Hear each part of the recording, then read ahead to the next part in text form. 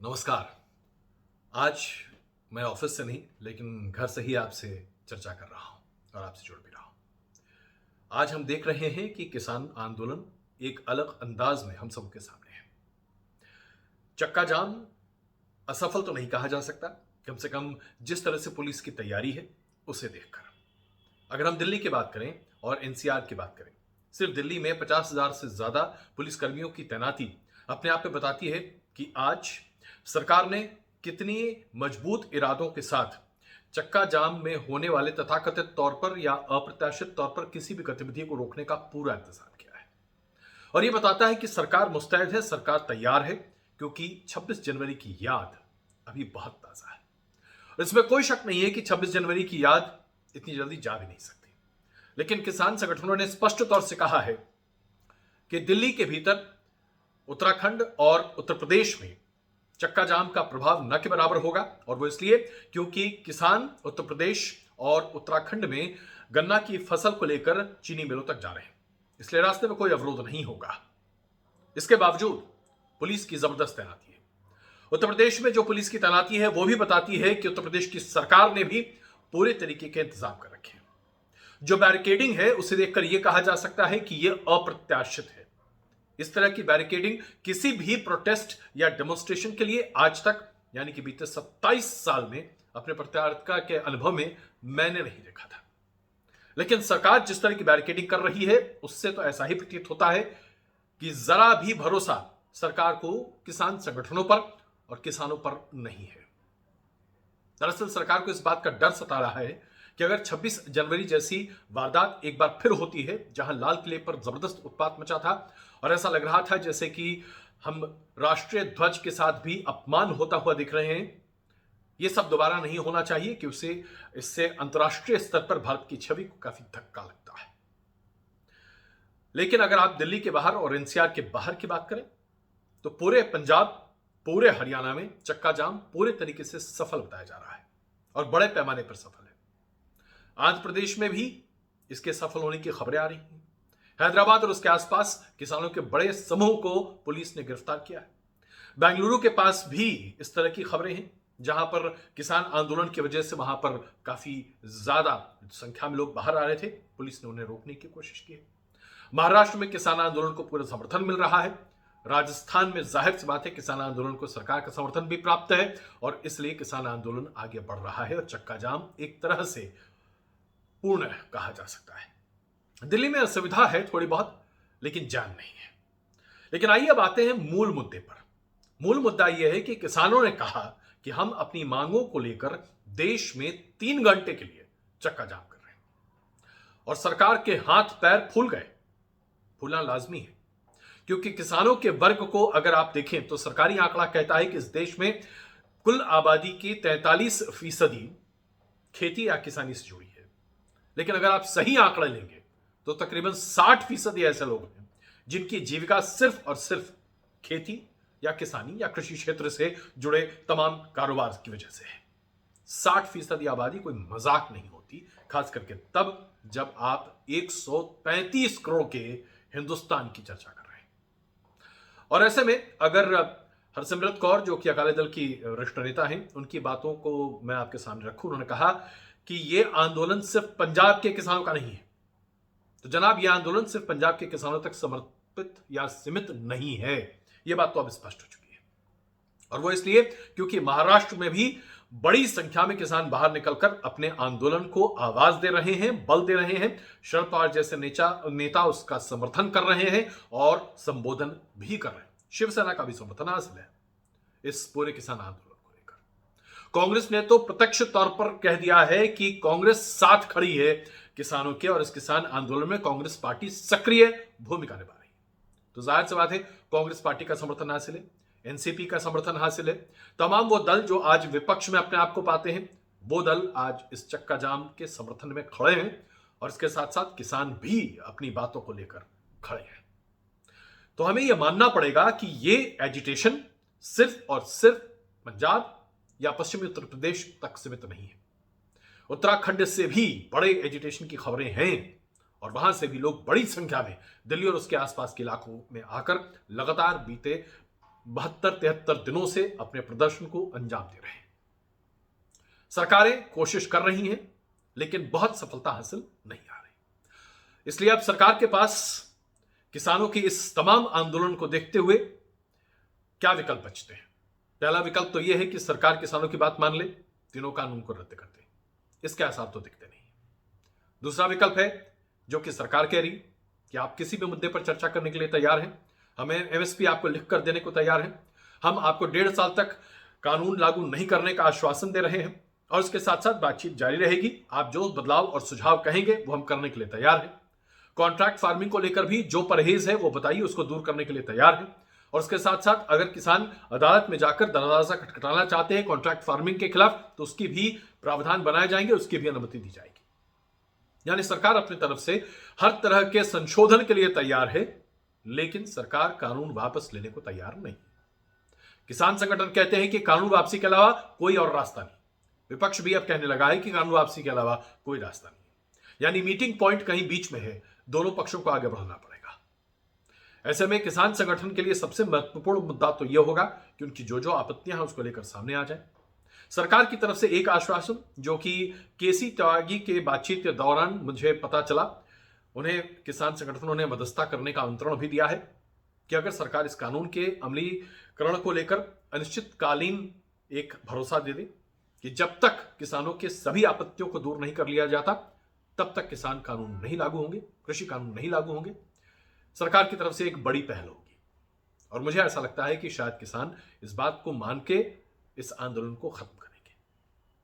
लेकिन इसके साथ साथ राजनीतिक स्तर पर एक बहुत बड़ा बदलाव हो रहा है जो पश्चिमी उत्तर प्रदेश में है, जिस पर टिप्पणी आज आवश्यक है।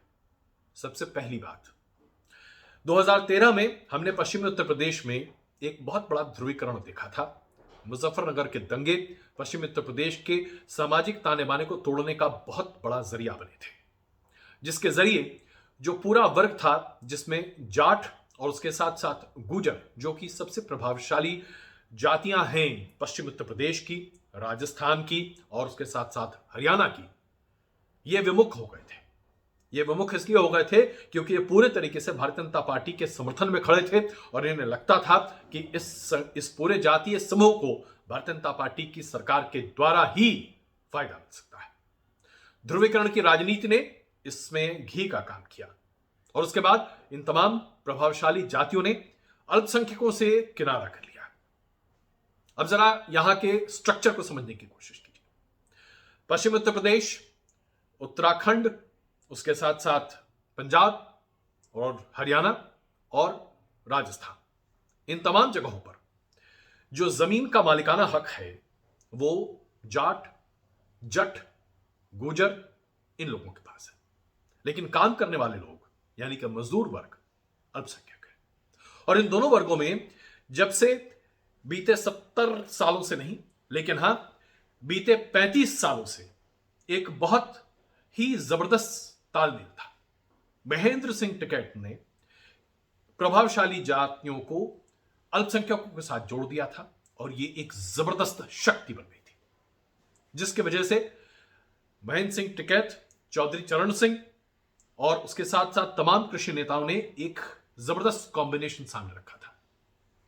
चौधरी चरण सिंह ने इसका भरपूर फायदा उठाया था, जिसकी वजह से वो प्रधानमंत्री भी बने थे और उनके बेटे अजीत सिंह ने इसका जबरदस्त फायदा उठाया।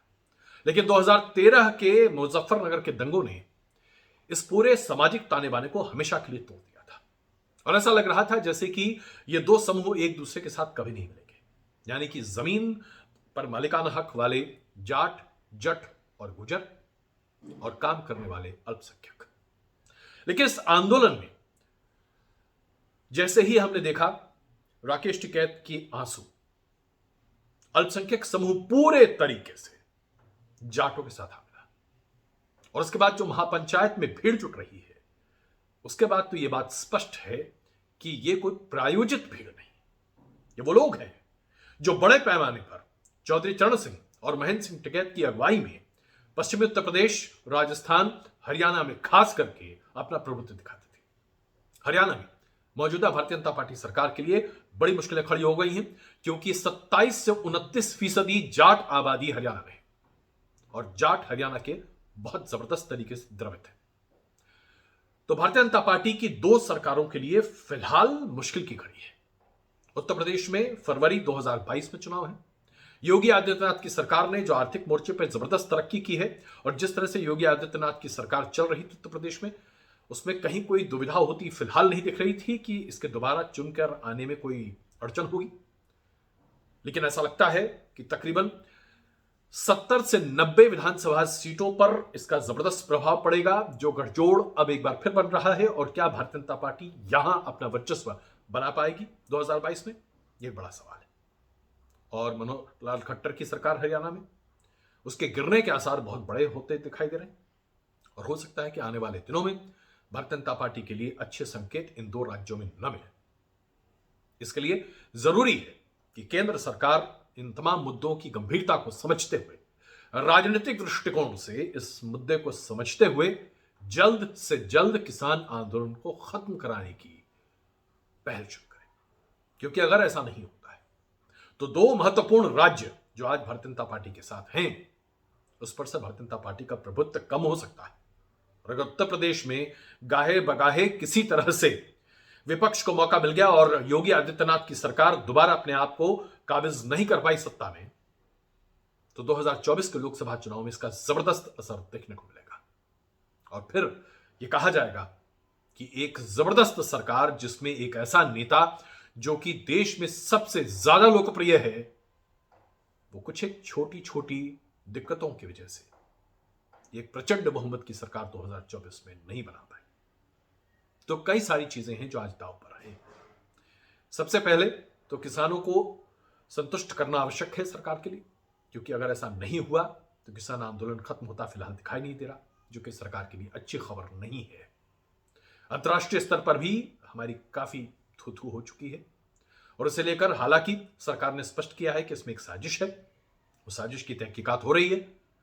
लेकिन जब तक ये बातें स्पष्ट तौर से सामने नहीं आ जाती तब तक तो हम ये कह सकते हैं, क्योंकि संयुक्त राष्ट्र की तरफ से भी ह्यूमन राइट्स ऑर्गेनाइजेशन जो यूएन का है, उसने भी टीका टिप्पणी कर दी है भारत पर।